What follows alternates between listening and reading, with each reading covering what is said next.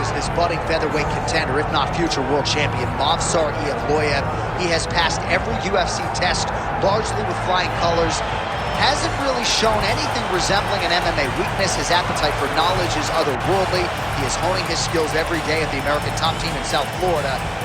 And if you can keep your own and win while you learn, as he did against Diego Lopez when he was challenged and threatened and nearly finished several times over, that's about as good as it gets. So Movsar Evloev spins it forward here tonight.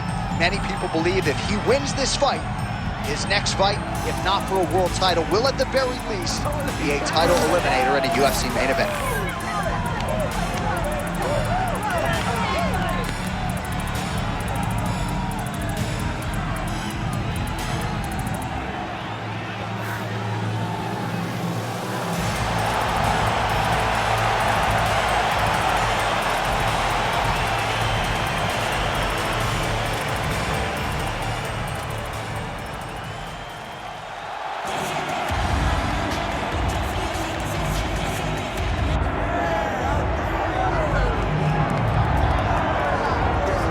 All right, here's the long-time UFC featherweight contender, Dan Ige. Came off season 3 of Dana White's Contender Series back in 2017 and has realized a lot of UFC success since then. Big wins recently over Gavin Tucker, Damon Jackson, Nathan Train Landwehr. But oftentimes you glean the most from Ige after his losses. The man has an insatiable appetite for MMA improvement. Very rarely is he seen taking anything resembling time off. Outstanding cardiovascular base, huge hands, power in both of those, and a Brazilian Jiu-Jitsu black belt he can lean on as well. Another big spot in a career full of them for Danny Ige here tonight.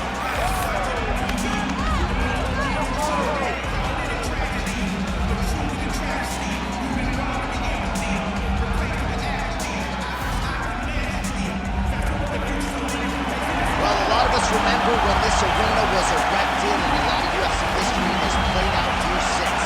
Etihad Arena sold out tonight in Abu Dhabi for the latest UFC pay-per-view.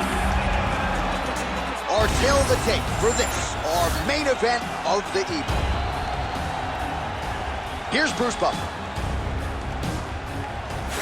Ladies and gentlemen, this is the main event of the evening. It's time! 5 rounds in the UFC featherweight division. Introducing first, fighting out of the blue corner, Movsar Evloev. And now introducing his opponent, fighting out of the red corner, Dan 50K. Herb Dean is your referee. He's the third man in the octagon tonight.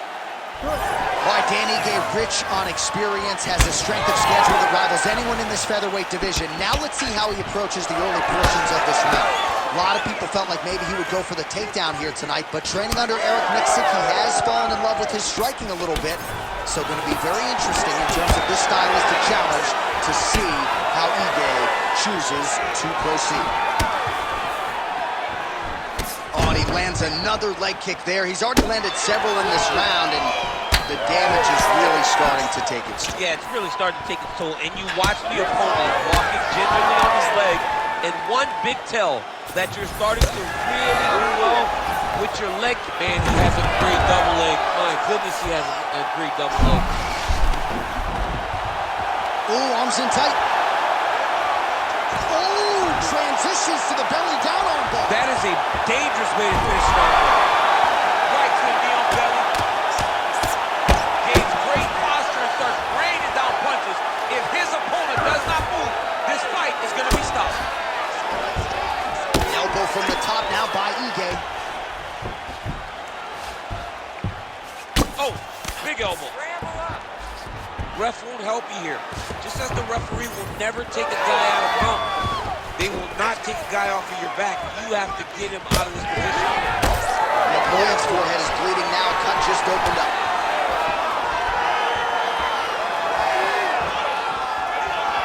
Well, he is at his kickboxing best tonight. Another nice, good series of kicks by him there. I mean, the kicks are coming in bunches. Normally it's the hands. tonight, he's throwing kick after kick after kick. And that's the danger in the engagement there. Leg kick. All right, so another takedown here by Evloev. That is how you reverse position on the ground. Beautifully done by him there. Oh, postures up and lands a huge head strike there. Nicely done by Ige. All right, he's got side control here, DC. You know, he's got a lot of different submissions in his arsenal once this fight gets to the ground. A lot of top pressure being applied here. Oh, there's a beautiful elbow there from top position.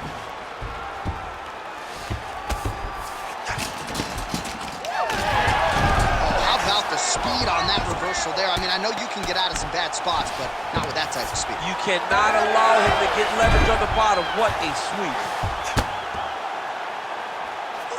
30 seconds now to go in the opening round. Ground and pound strike there now. Nice strike from bottom position. Drops down inside the now closed guard of his opponent. Let's see how patient he is as he attacks a submission or big ground and pound. Second round, straight ahead. All right, heading back to the corner now, and Evloev's got a nasty cut above the eye.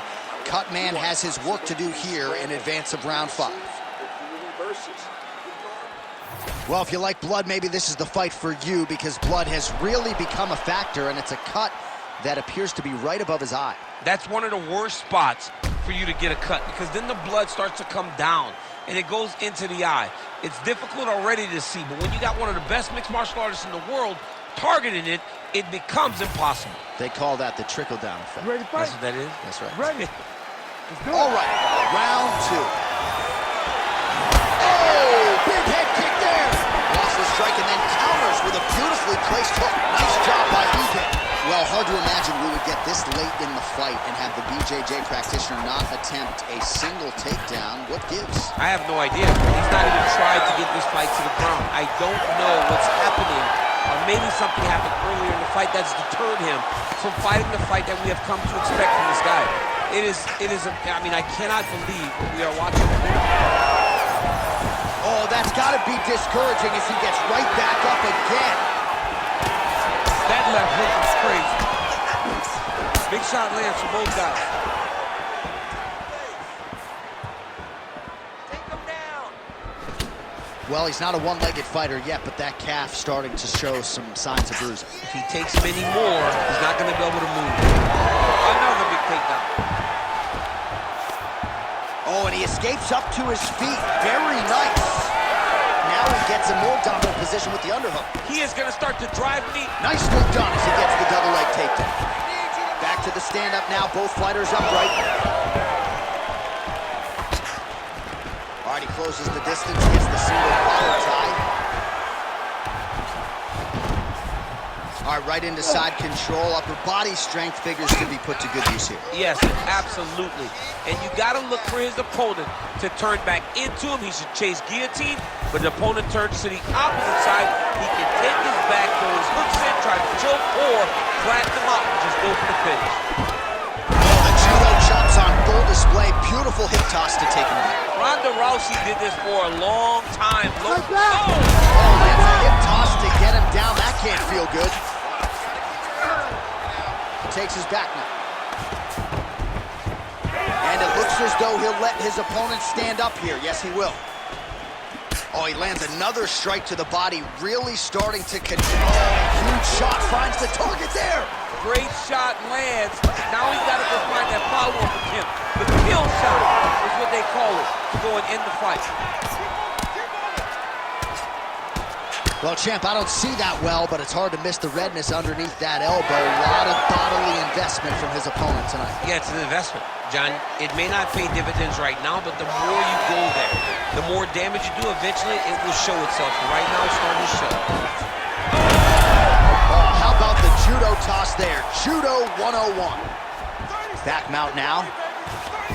And he is back up to his feet. Oh, he gets the takedown late in the round here. That could affect the judging. 10 seconds now to go in the round. Now drops inside that close guard, DC. Full guard. Let's see how patient he is as he attacks a submission or big ground and pound. Take a seat, bud.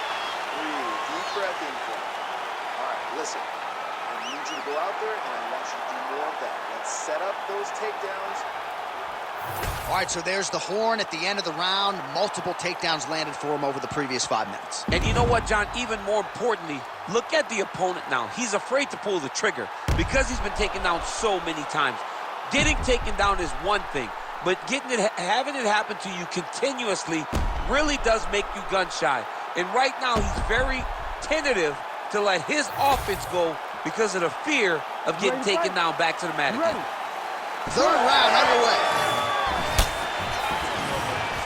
Got the single collar tie. Now a transition to the judo throw right into side control where he will have no shortage of options. Ooh, right into side control, DC. This is where you want to be now because you get to make your opponent decide. They try to turn back into you, you can attack guillotine. If they turn away to try to get... Well, he's got his back now.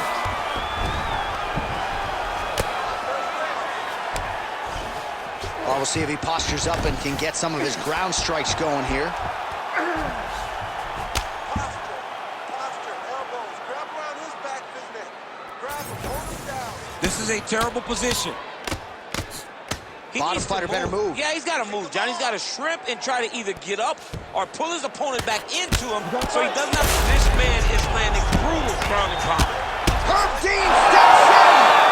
Oh, my goodness. What a fight. Just a relentless effort out of this fighter here tonight. The ref had no choice but to step in, and that is how you leave the judges out of it.